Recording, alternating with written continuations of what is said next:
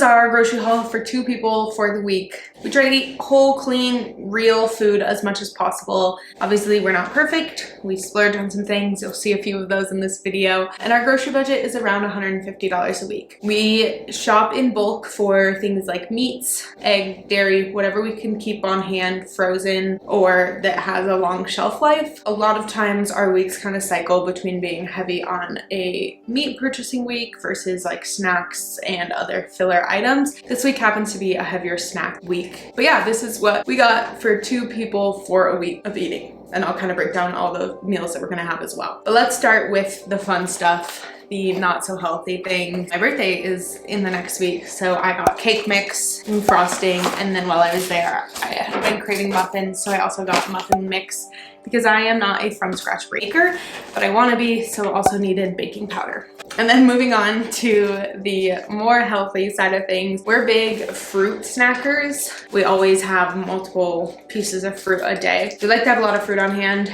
We do still have leftover apples and apricots, and I think we have blackberries. So we had stuff on hand from last week that we didn't quite eat. One really nice thing about fruit is if you store it correctly, it can last for weeks. So like blackberries were a really good deal last week, so we bought more than we could eat in a week, but they're still good. So this week, we bought 10 pounds of oranges, and then I'm going to a breakfast tomorrow. So I'm gonna bring a cantaloupe, and Costco had just a 2-pack. So I got 2 cantaloupes. So we'll have cantaloupe this week. And bananas, always a good one. Jake can't eat them, but I can, so. Oh, and we also got a mix of baby potatoes because last week was Valentine's Day, and we didn't celebrate on Wednesday, but we're gonna make steak and potatoes tomorrow because we were gifted some Omaha steaks for Christmas. So we'll use those. So that's where having just freezer things on hand and buying those in bulk, and then you can just kind of eat from your pantry and just buy supplemental things. Every now and then you buy like one thing in bulk, but then that goes to another meal. So that's great. Snack wise, we are in a big snacking era. We love these dark chocolate peanut butter cups from Costco. Relatively clean for a sweet treat, which is nice. The Sprouts bulk food section is our treat ourselves. So I got some caramel and dark chocolate bites. If you can't tell, we love dark chocolate. Jake got dried apricots.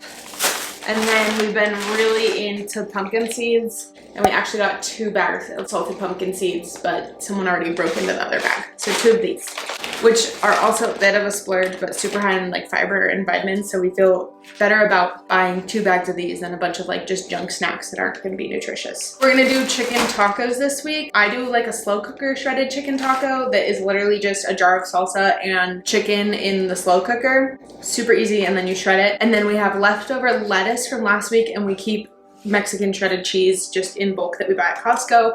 So we had all of that on hand, as well as some leftover avocados from, I did buffalo chicken wraps last week and then didn't finish all our avocados.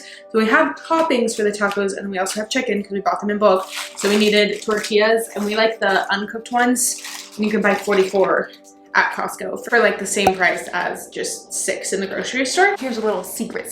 The internet says that you can't freeze these. We've never had a problem freezing them and thawing them. You just have to let them thaw before cooking them. You can't cook them from frozen. So that's a great deal. And then we have these on hand, so the next time we make tacos, we'd have all the ingredients. The other thing that we would be missing hypothetically is sour cream, but I tend to just use Greek yogurt, and we normally make like a Greek yogurt sriracha mix, and it tastes the same as sour cream. I don't think there's a big enough difference to justify buying 2 separate dairy products. I don't know. Money saving hack is just like use things that you can substitute for other things if you have them on hand. Bread wise, sandwiches are a big thing in this household. So we got organic thin sliced white bread. We're pretty basic. I do want to get into a phase of life where I'm making this for myself just so to know what's in it, and also have fresh bread every week. This will do the job for now. And then we also got buns because we're going to be doing burgers this week. Same situation. We have frozen burgers on hand, the lettuce that we'll use throughout the week. We have fries on hand, and then we also have green beans, so sometimes we do green beans as a side. And we got cheese for another meal, so we had all the burger ingredients and just needed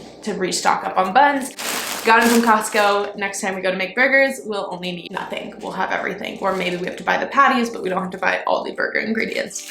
So bread freeze as well. I always just buy in bulk when I can. And then in the dairy and poultry department, we got Havarti cheese from Costco. This is another thing that freezes nicely, but we're gonna have sandwiches and burgers this week.